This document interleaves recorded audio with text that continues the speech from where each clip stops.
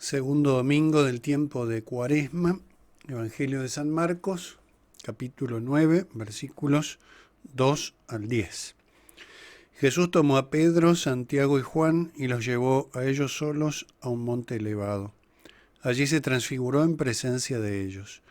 Sus vestiduras se volvieron resplandecientes, tan blancas como nadie en el mundo podría blanquearlas. Y se les aparecieron Elías y Moisés, conversando con Jesús. Pedro dijo a Jesús: Maestro, qué bien estamos aquí. Hagamos 3 carpas, una para ti, otra para Moisés y otra para Elías. Pedro no sabía qué decir porque estaban llenos de temor. Entonces una nube los cubrió con su sombra y salió de ella una voz: Este es mi Hijo muy querido, escuchadlo. De pronto miraron a su alrededor y no vieron a nadie, sino a Jesús solo con ellos. Mientras bajaban del monte, Jesús les prohibió contar lo que habían visto hasta que el Hijo del Hombre resucitara de entre los muertos. Ellos cumplieron esta orden, pero se preguntaban qué significaría resucitar de entre los muertos. La transfiguración del Señor constituye un punto de convergencia muy importante en la historia de la salvación. Es un acontecimiento donde se contempla la fuerza significativa del Antiguo Testamento, totalmente orientado hacia Cristo. Por eso un punto de convergencia. Una orientación en absoluta dependencia del misterio pascual, gran tema de conversación entre Moisés, Elías y Cristo. Misterio pascual incomprensible al margen de la revelación trinitaria, porque la segunda persona asumió la naturaleza humana para redimirnos en la cruz. Por eso la transfiguración es también un acontecimiento donde se manifiesta la Trinidad. El resplandor de las vestiduras de Cristo evoca una gloria que no proviene del mundo, que no se funda en la tierra, sino en el cielo.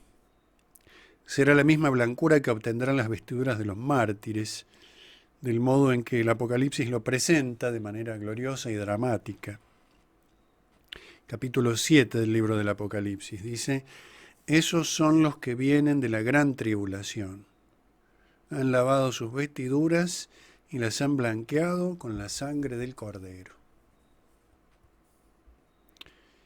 Solo la sangre del Cordero puede, paradójica y misteriosamente, blanquear vestiduras, porque aquellos lienzos son la expresión externa del corazón puro, de la gloria oculta pero real, que en la culminación de la historia se va a hacer manifiesta. Sangre que purifica, porque esa sangre que brota del Cordero es la expresión definitiva, la expresión eterna del amor que lo lleva al sacrificio, del amor que da sentido a todo. Es ese amor de Cristo el que provoca la inmensa fuerza significativa del Antiguo Testamento, que anhelaba ansiosamente la manifestación del Hijo de Dios en medio de las sombras antiguas. Jesús brilla, resplandece, refulgente en medio de las tinieblas, ilumina y da sentido a los tiempos que lo precedieron y hasta el fin de los siglos. Todo el Antiguo Testamento está concentrado allí en la figura de Moisés y Elías, la ley y los profetas, hablando con Jesús, dirigiéndose hacia Él, hablando de la pasión. De eso hablaban, ese era el tema de la conversación. Nos lo dice otro de los evangelios. Y por eso también la quietud gozosa de Pedro, que desea prolongar ese momento, porque es un momento que evoca lo definitivo, lo que no cambia, lo que permanece. Es verdad que la transfiguración del Señor ante los mismos discípulos que lo acompañarán de manera más próxima en Getsemaní, son los mismos 3 discípulos. Es verdad que este acontecimiento se ordena a consolar y a fortalecer sus almas, eso es cierto. Pero va más allá de Getsemaní y hasta diría más allá de la pasión misma, porque es un adelanto de la gloria definitiva, del fruto perfectísimo de esa pasión, muerte y resurrección. Es inseparable del sacrificio redentor de Cristo, pero es al mismo tiempo y por eso mismo un adelanto de su gloria.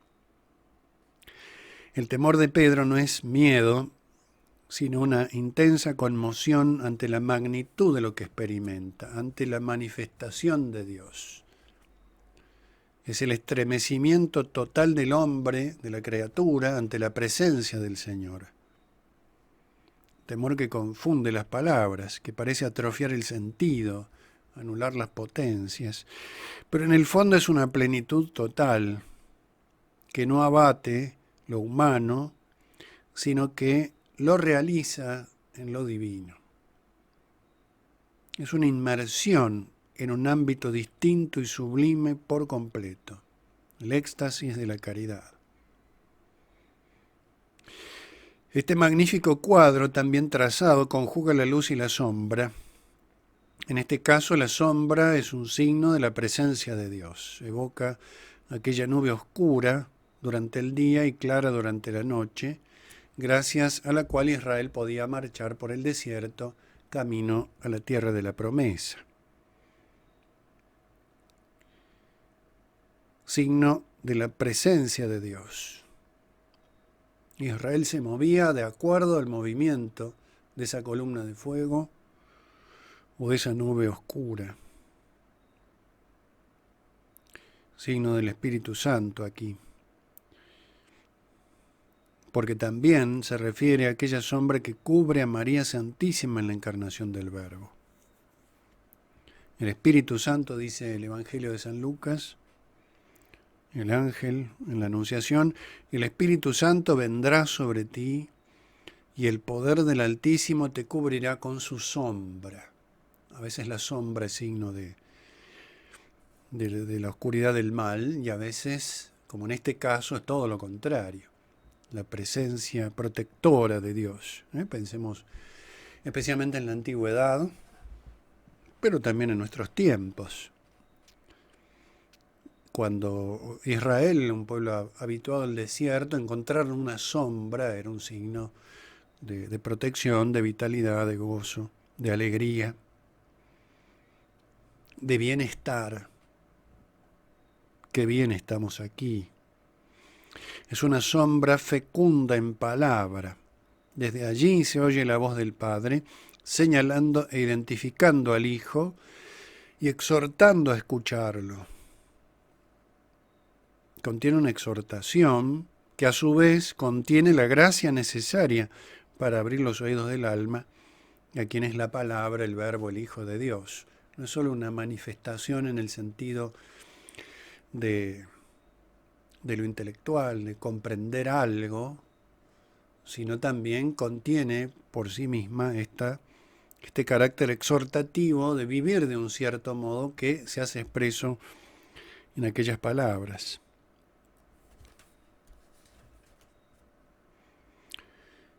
Este es mi Hijo muy querido, escuchadlo. Una voz que procede de esa sombra misteriosa. El Espíritu Santo también en esa sombra, signo que mueve el corazón en el orden de la caridad. Para conferir la docilidad, un aspecto importantísimo del Espíritu Santo en nuestra vida, docilidad a la palabra. Porque escucharlo es recibirlo, es vivir en él. Es transfigurar nuestra vida a su imagen, es dejar que Él nos transfigure por la caridad. De pronto la voz del Padre deja de resonar, las vestiduras de Cristo vuelven a ser como antes. Hay toda una historia de las vestiduras, desde el Génesis al Apocalipsis. Y acá pensemos en las vestiduras, referencia a Cristo también en la pasión, despojado de sus vestiduras. Entonces, estas vestiduras vuelven a ser como antes. Moisés y Elías ya no están más allí presentes. Han dicho todo lo que tenían que decir al decir la pasión.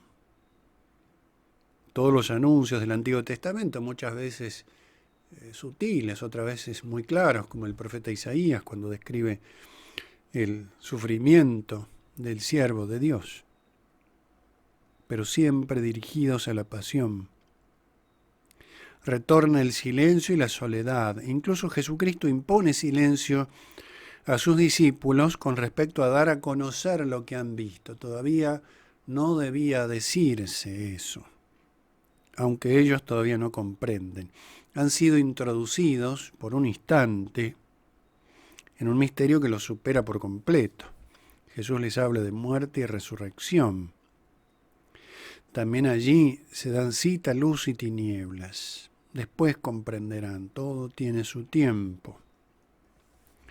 Pero los discípulos llevan ahora un tesoro en sus almas. No comprenden todavía completamente, pero aceptan, obedecen, escuchan, en el verdadero sentido de esa palabra. Hacer lugar a Dios en el corazón y vivir por eso mismo su voluntad. Es necesario bajar del monte, descender, abandonar ese ámbito admirable, gozoso, misterioso, atrayente, magnífico. Los discípulos han sido sumergidos en la palabra, es una especie de bautismo. De hecho, el bautismo de Cristo es un episodio bastante similar a este. En los comienzos y aquí al final, enmarcado todo en la Trinidad, de la cual nosotros participamos por el bautismo. Somos transfigurados por el bautismo. Han sido sumergidos en la palabra, en la presencia, en el cumplimiento de las profecías, en la realización de las promesas antiguas. Jesús no ha venido en vano al mundo y ellos no lo siguen infructuosamente. Aquel acontecimiento ha sido una contundente confirmación en la fe. Y aunque será puesta a dura prueba, se apartarán de Cristo en la pasión los apóstoles, salvo San Juan. Después de la resurrección perdurará en la iglesia hasta el fin de los tiempos y en la Jerusalén celestial ese resplandor glorioso del Cordero será eterno. Ya no habrá que bajar del monte y allí comprenderemos el sentido de todas las cosas, el verdadero significado del camino que hemos recorrido.